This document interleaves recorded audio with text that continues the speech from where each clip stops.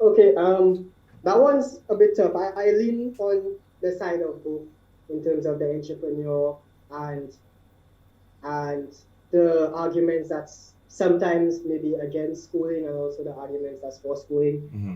If without schooling, I probably wouldn't be able to start a technical business in the sense of optronics.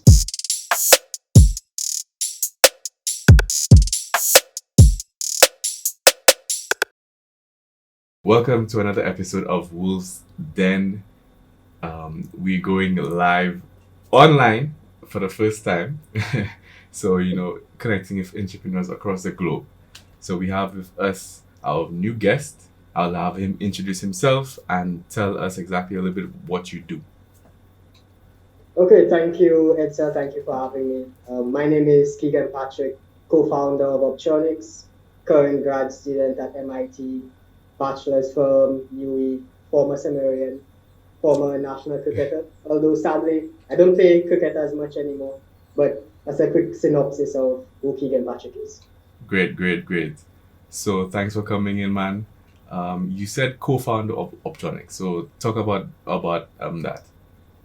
Okay, so Orbtronics is broadly a technology company. We focus on software development, engineering consultancy, and also we do a lot of STEM education. And what we feel is our way of giving back and also accelerating technology in the Caribbean. Our goal is really to see um, a Silicon Valley like environment in the Caribbean. That's the long term goal. Long-term goal. Wow, that's very big, man. So, that goal in itself is very innovative. Yeah. So what was the thought process behind something like that? Like why did you think about starting something like that?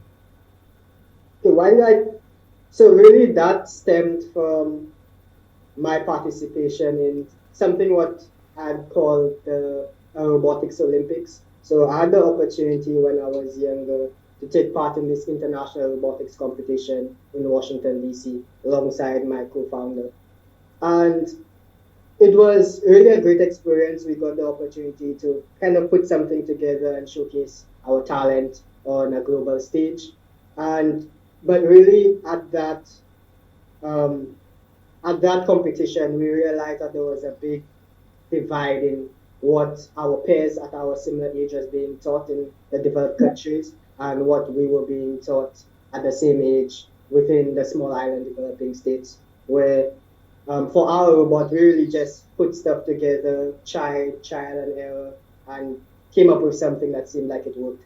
But students, or at the same age, they were working with 3D modeling software, they were working with simulation software, and you could see that they were 10 years ahead of us in terms of design wise. Although I think we did pretty well. We placed 51st. I emphasize on the first.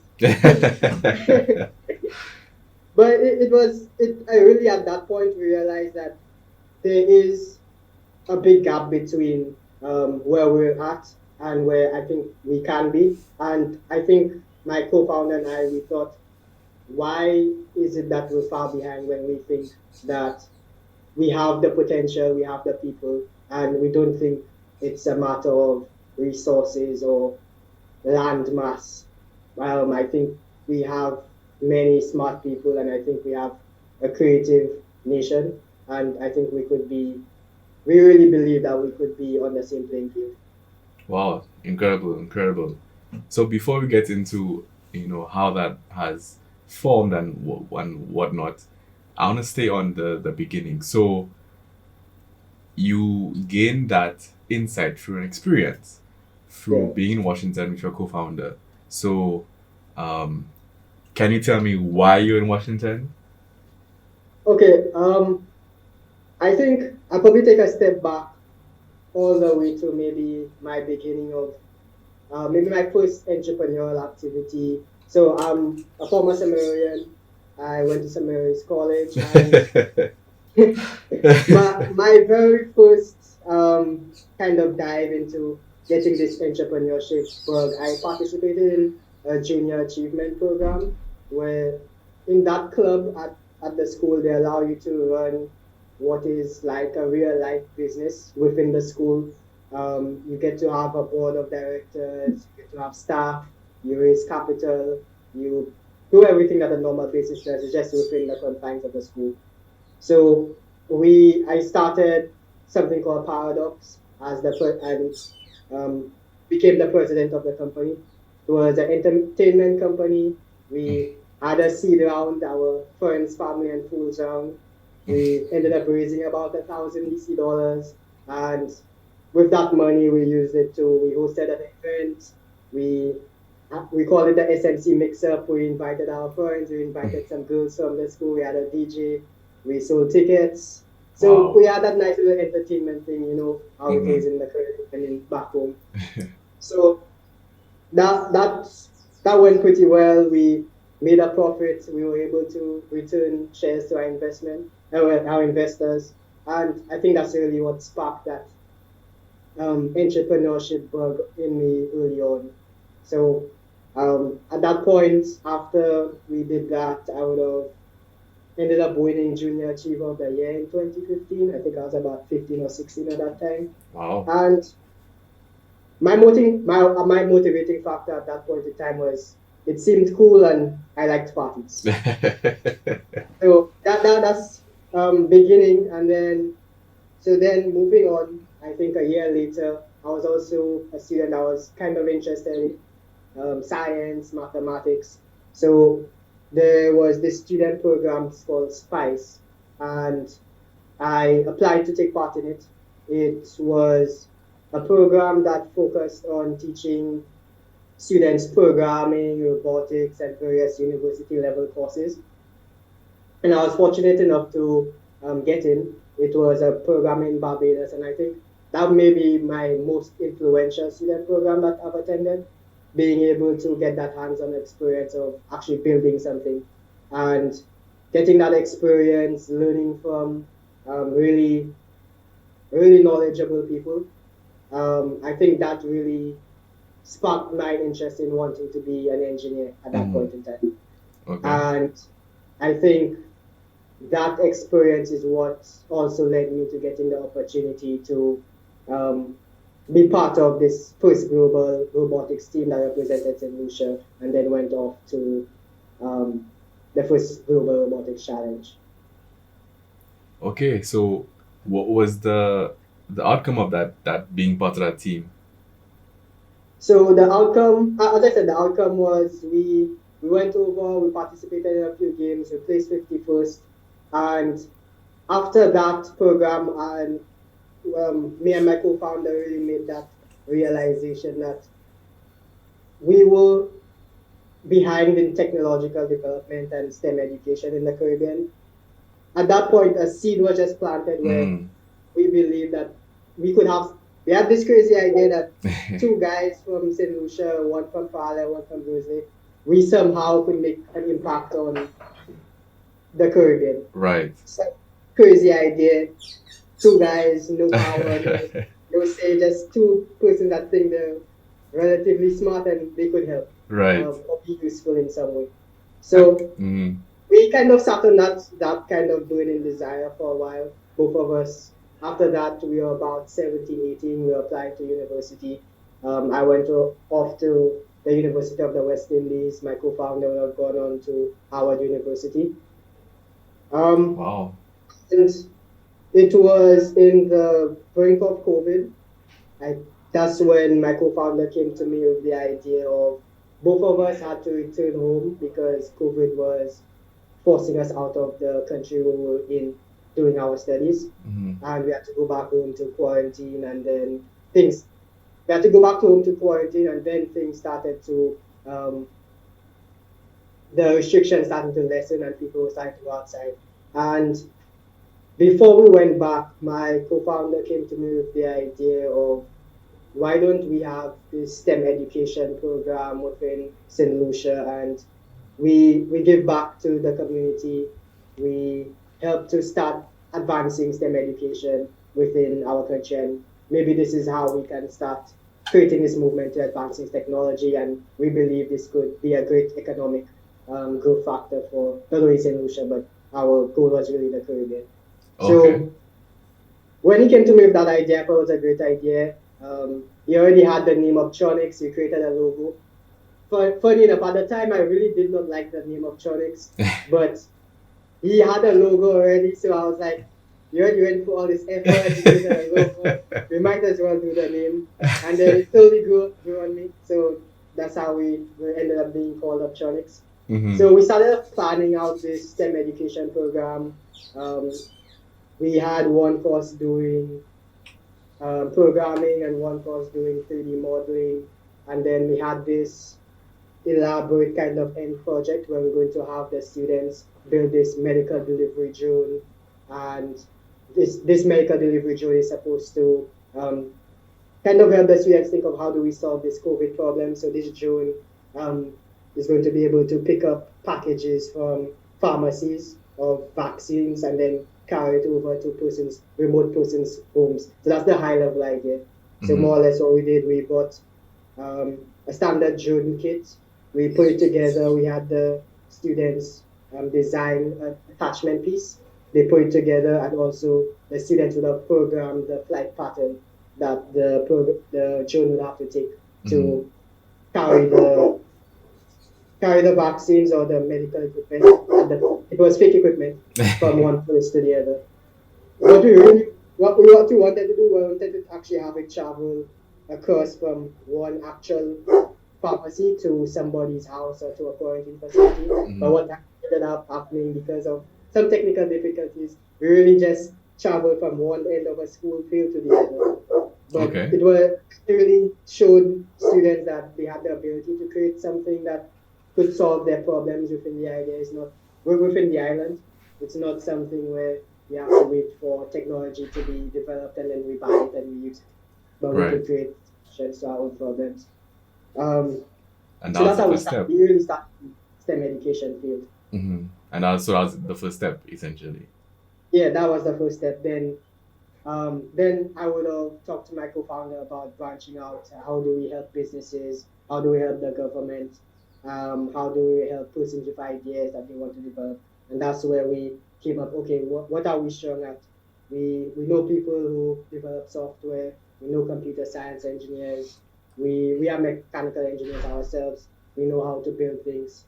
Let's offer that as a service. Let's help everybody with an idea that maybe doesn't have the technical know-how, they have the opportunity to go to fancy schools like MIT, but they have the idea, they know how to execute on it, and we can help them build that. And maybe if we help enough people, then we start creating this ecosystem or this industry, which we call a high-tech industry, and maybe then we actually achieve our goal of saying we're comparable to, or maybe 10% of the size of a Silicon Valley.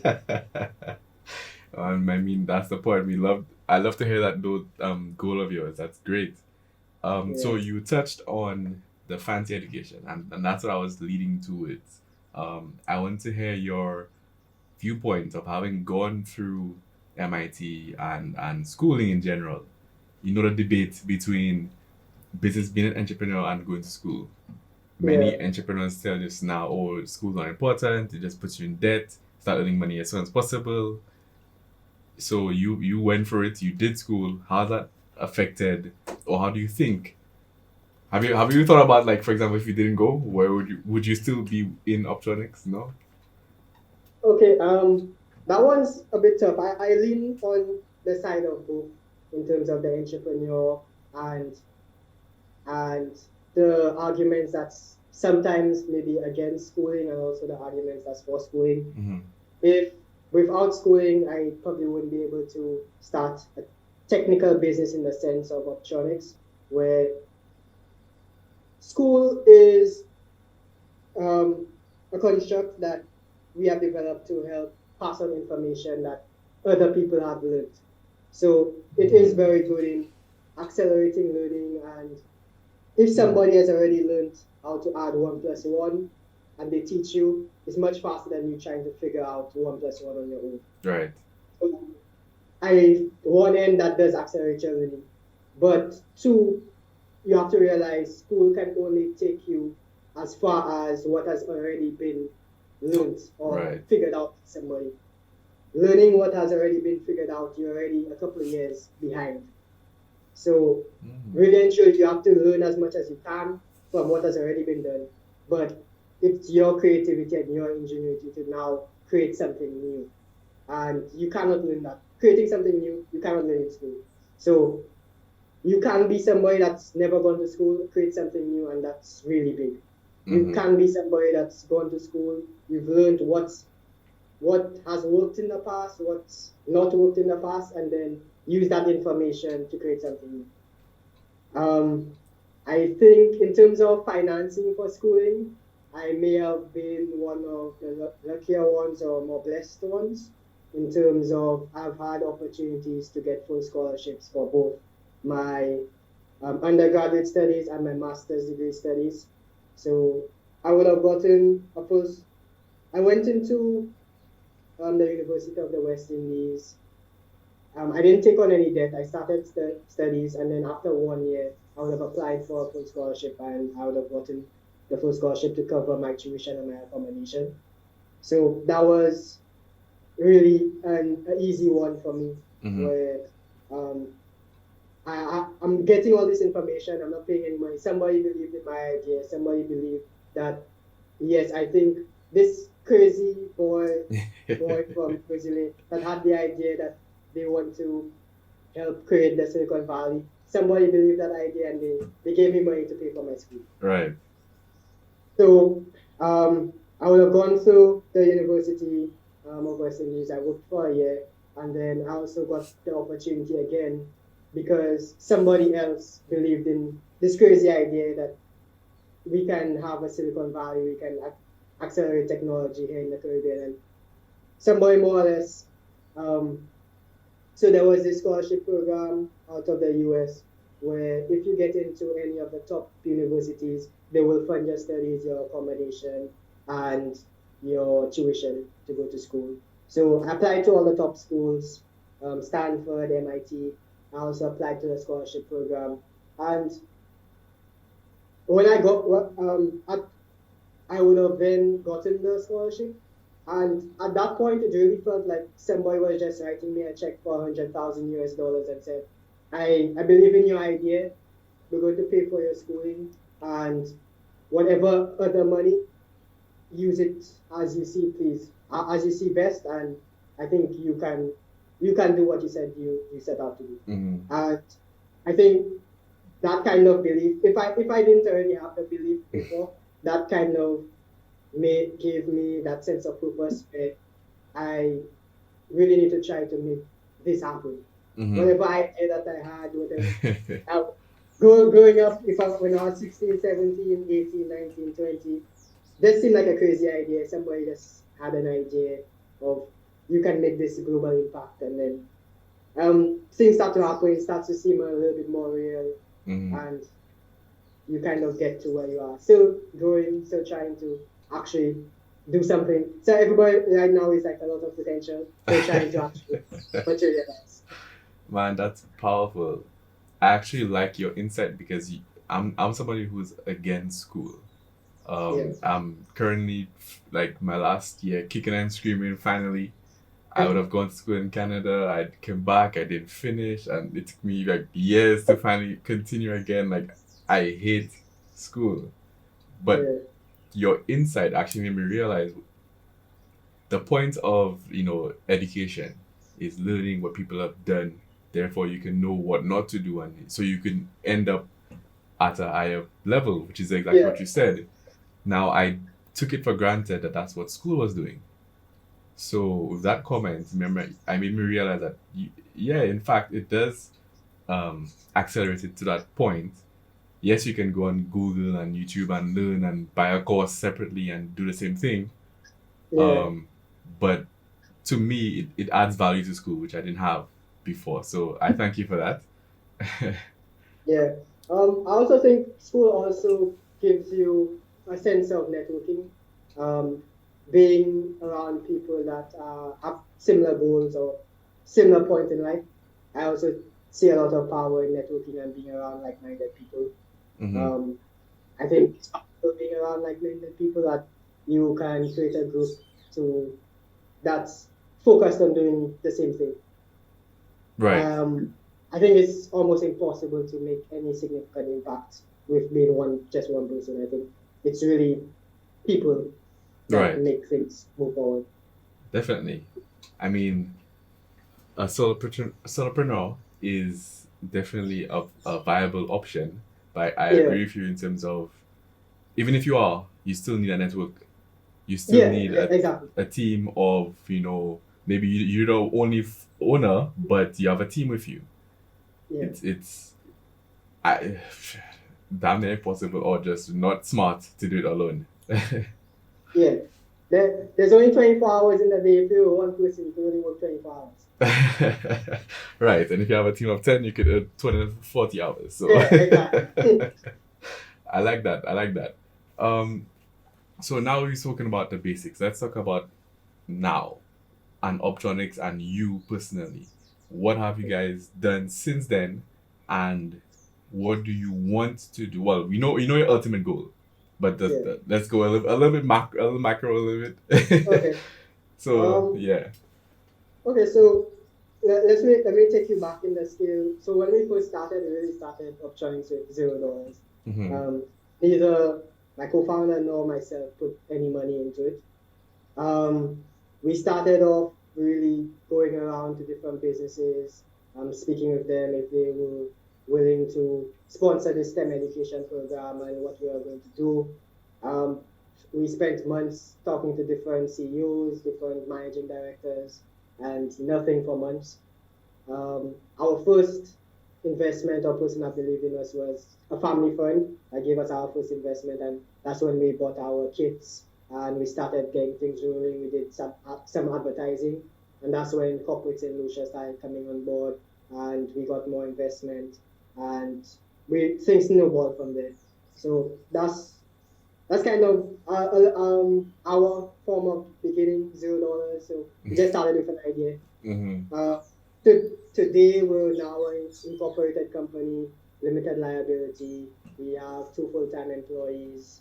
Myself and my co-founder, we work every time. If we're not at school and we're not sleeping, we're working. So I don't know if you want to call it full-time, part-time. And then we also have a few engineers that work with us part-time also. Mm-hmm. So right now our focus is really growing and scaling as fast as possible. We do a lot of work with the government, non-government organizations. We do websites and mobile apps and software development for some government projects, databases that they want to get done. We've also worked with a few entrepreneurs in terms of ideas of websites they want to get developed for their business. Working on an engineering project where a group of persons had an idea of this device that they want to build, and we've been working on that for the last couple of months now. Mm-hmm. And right now we're trying to grow the team, trying to get more projects. We have annual revenue goals, and then we set quarterly goals for what we're trying to achieve. Mm-hmm. So right now, 2023 is looking like a good year, looking like we're going to reach our annual goal early. So hoping things go well. We have a lot of STEM education programs slated for this year, trying to do a big junior robotics program in the summer, trying to do some digital literacy programs throughout the year. That's really get towards older persons within the community, getting them involved with tech and digital systems.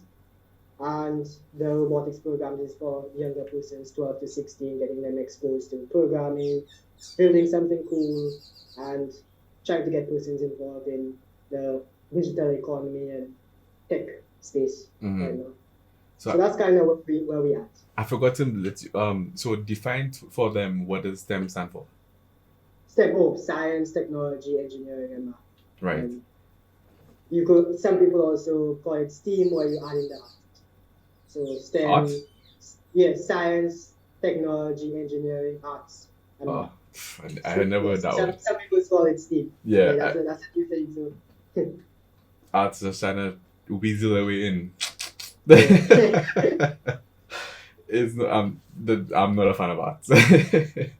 I have no artistic talent.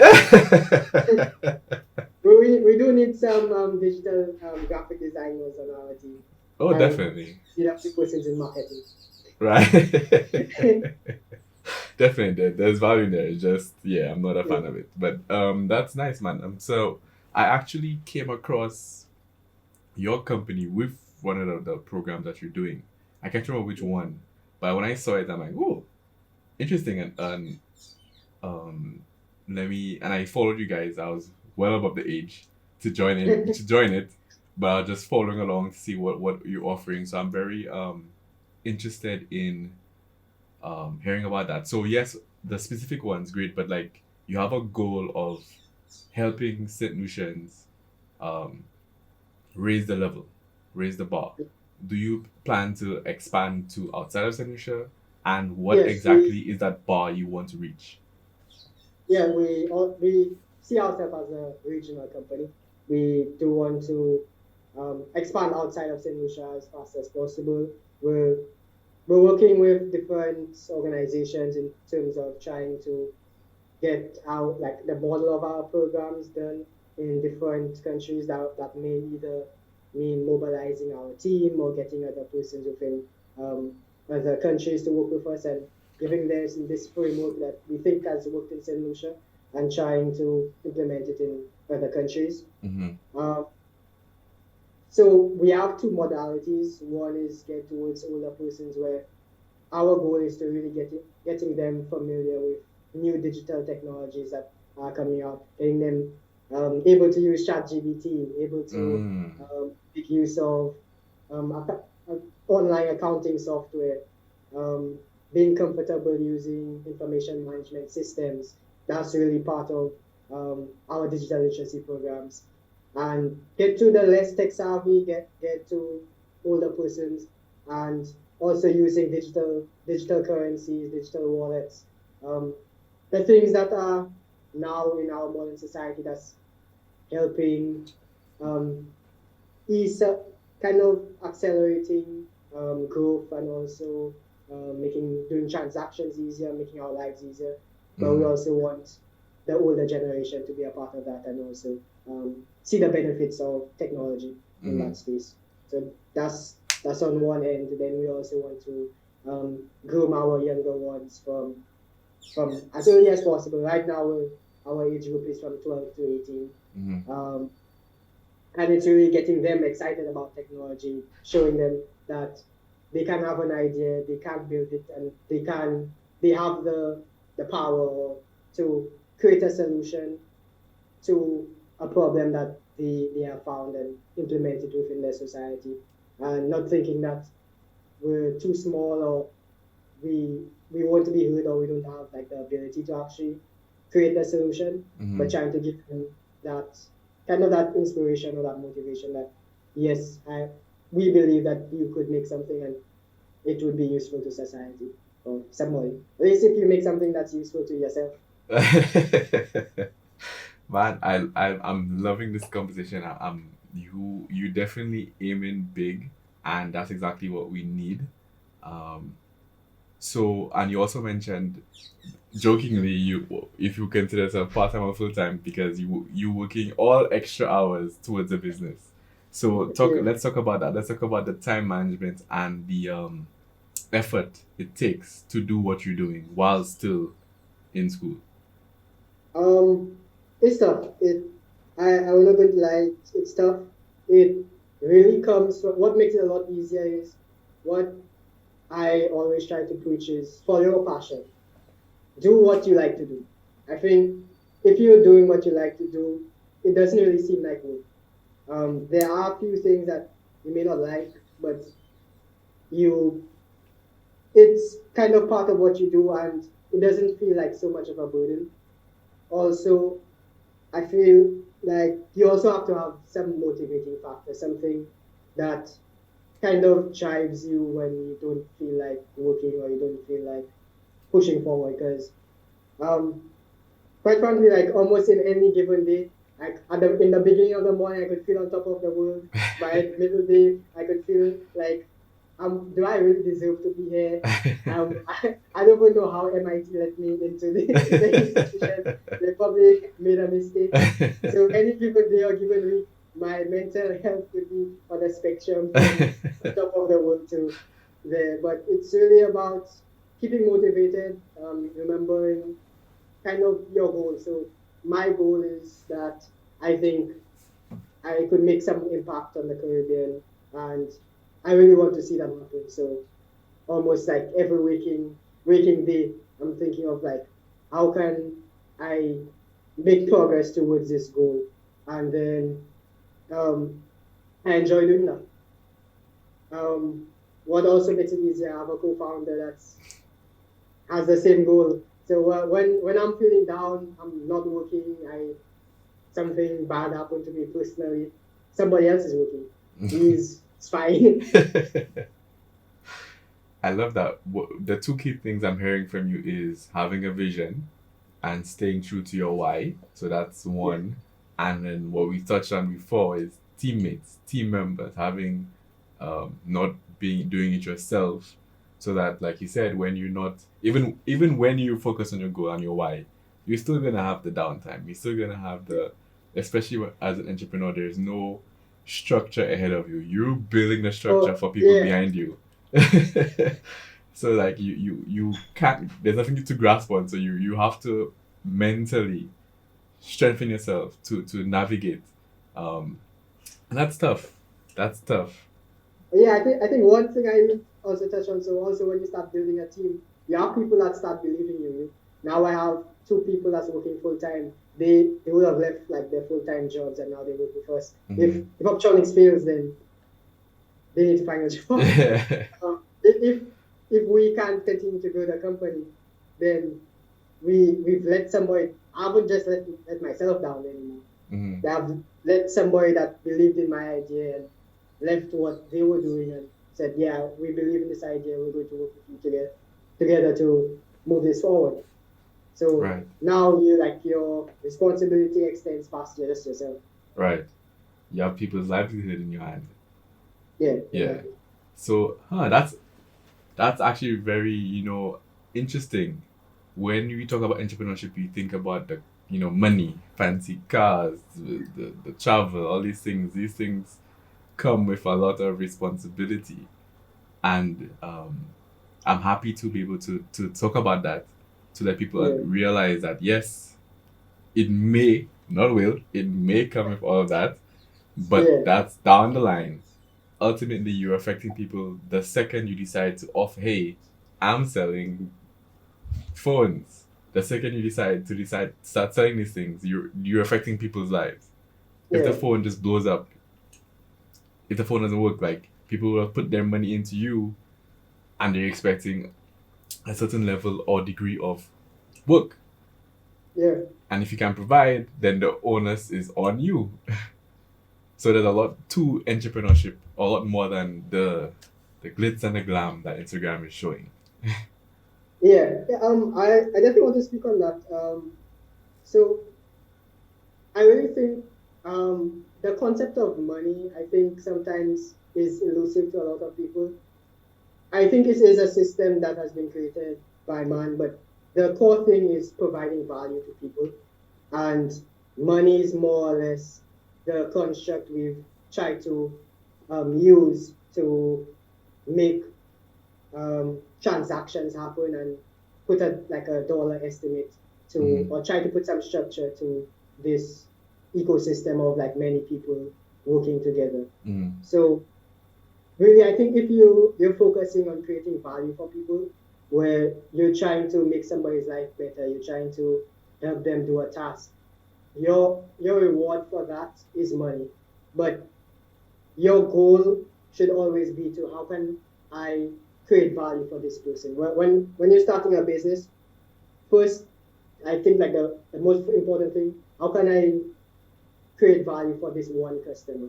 Whether I'm cutting his hair, whether I'm building him a website, whether I'm cleaning his shoes, I'm creating some sort of value. And the price that I'm charging him is more or less the difference between the cost, what it cost me, and the value that I'm providing. Mm-hmm. That was Right. more often than not you want your value to much outweigh your price, and you want your price to much outweigh the cost it is to you.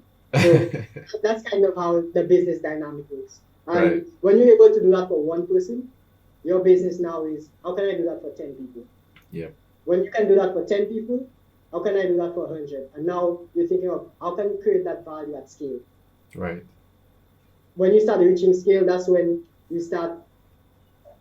you now have this big business, and you're making a lot of money, but you're creating a lot more value for you. And Yep. money is just kind of your compensation for the amount of value that you've been creating for a world. You're not stealing from anybody. You're not taking money from somebody. What I want from my business, I want somebody to be so happy with the services or products we provide them that they want to give us their money. Mm-hmm. Have you ever thought about using Google? Like let's say, well, for me, I pay for Microsoft and I pay for Google services. Mm-hmm. If they were to turn off Google, they don't want my money anymore, Mm-hmm. and they're not going to provide me a service, I'm going to call them and beg them to take my money because they provide that much value for me. Right. I'm going to beg them, please give me this service, and here's my money. Right. So that's the amount. Like these big companies, we kind of maybe think of them as big corporate companies, Mhm. evil companies that make a lot of money. But when you really think about it, they became that big because they provide so much value to people for a fraction of the cost. Right. You use Google search engine for free every single day, Mm-hmm. and you could learn so much from this using Google for absolutely for free. Yep. When you start a business and you start using their services for commercial gain, they start charging you 10 US, 25 US a month, and you're able to set up a business and make Thousands.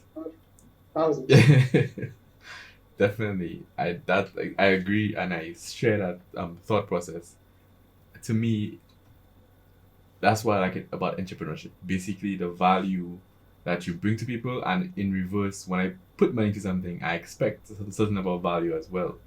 And if every entrepreneur had the same mindset, then we'd have no issues. Everybody would be focused on providing so much value that none of us would be worried about, oh my God, it costs $2 for Apple Music this month. Oh, I can't. Like you're thinking about the I time. kind of worry with Apple though. Like every quarter, it's like my Apple subscription going up by $1. Yeah. I kind of worry about that. Oh, what you leave for Netflix? Yeah, that's another one. But yeah, I'm happy you touched on that. So I think that you gave people a lot to think about in terms of what you should be aimed at looking at when you're starting a business, rather than worried about the figures. Worry about how many people can you impact, how are you going to impact them, and how can you duplicate it. Yeah.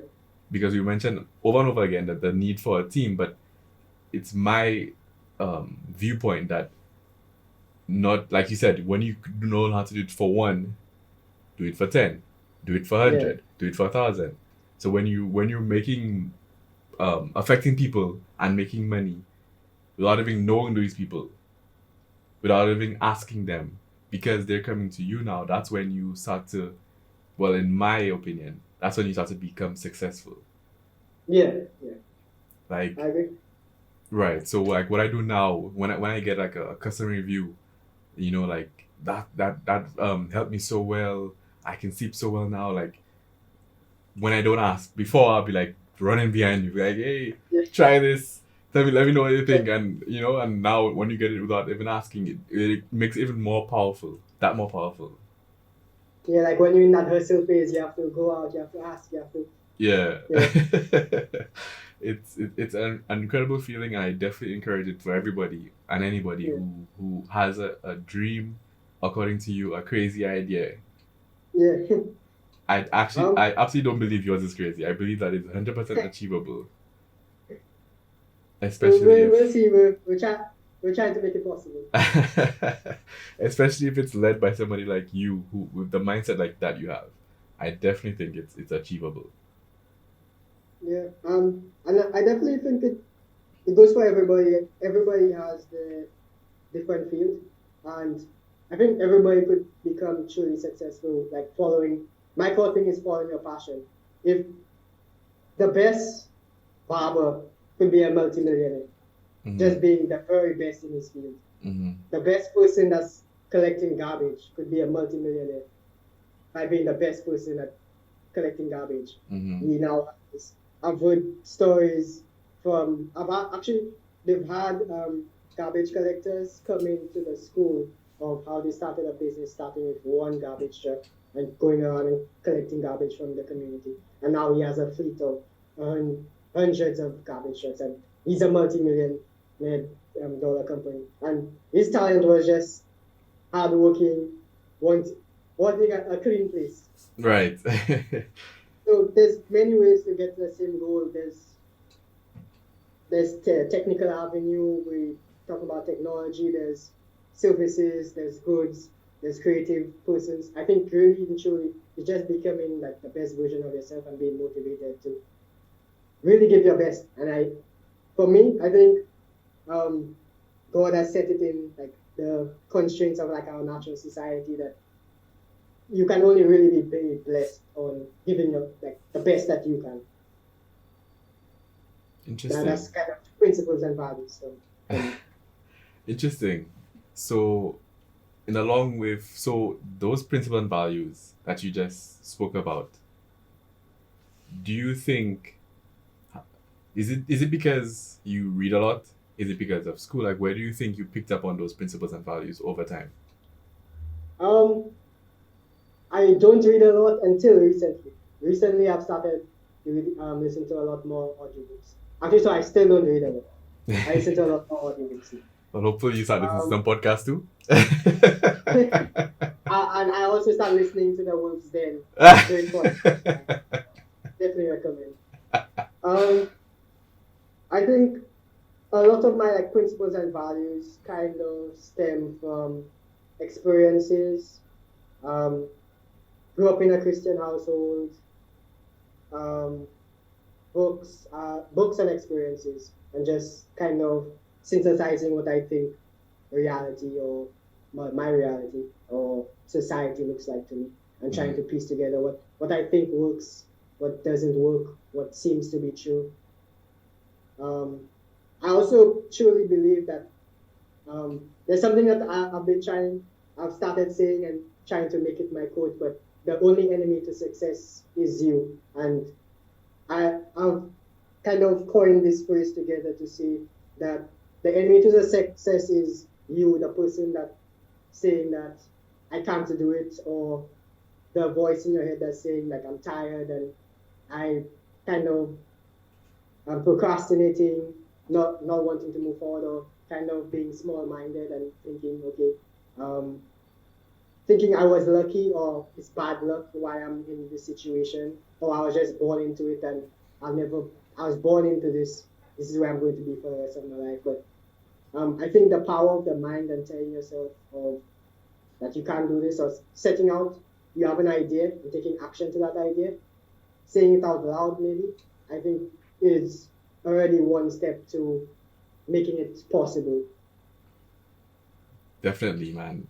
Saying it out loud, writing down to me is the key. Yeah. Writing it down to me for real, I think is the key. Yeah. I've started to like write down before I go to bed so that my mind is on it. Like hopefully I can make some dreams my mind. I'll be dreaming about it, and then wake up next morning in a great mood, ready to do it. Yeah, another thing which I think is very powerful, maybe no science behind it, but auto-suggestion.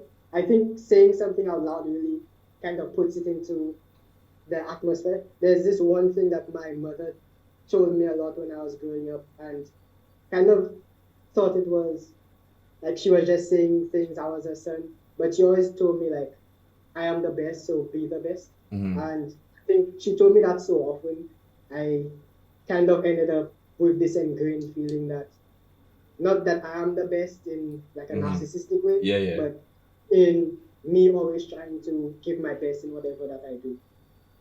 Definitely, man. That definitely. Yeah, I think that I kind of wake up with that feeling almost every day.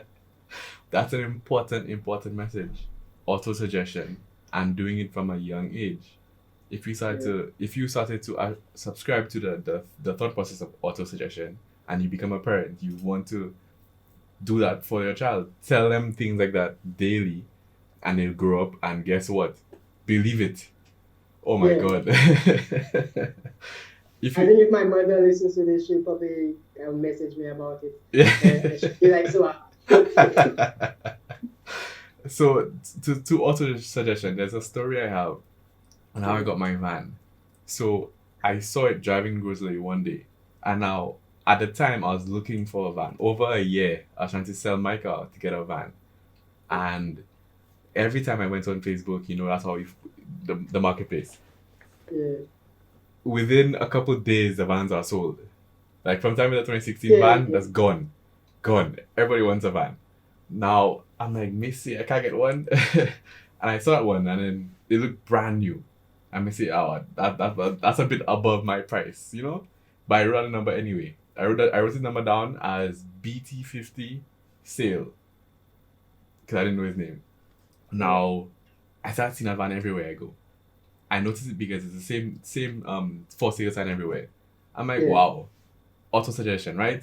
And then I started to actually went to him. I was at what's it called? West Tech in the line, and guess who parks right in front of me and comes behind me in the line? The guy with the van. So I have never seen him before. I never met him before. I started to talk to him. I told him, man, your car is really nice. I like, if I had the money, I would buy that from you.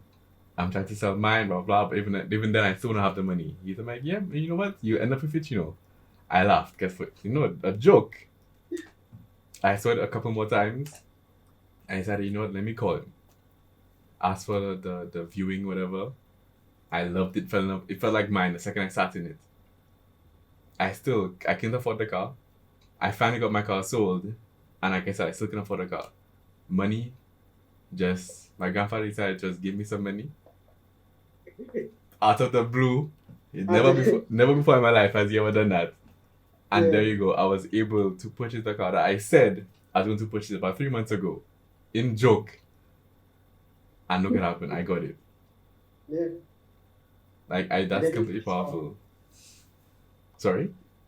Yeah, no, I definitely think it's powerful. I definitely think setting an idea out into the universe and acting on it. Yeah, definitely. So final thoughts. What do you want to tell the people that you haven't said already, or what do you want to emphasize on that you've said? Okay, well, what haven't I said?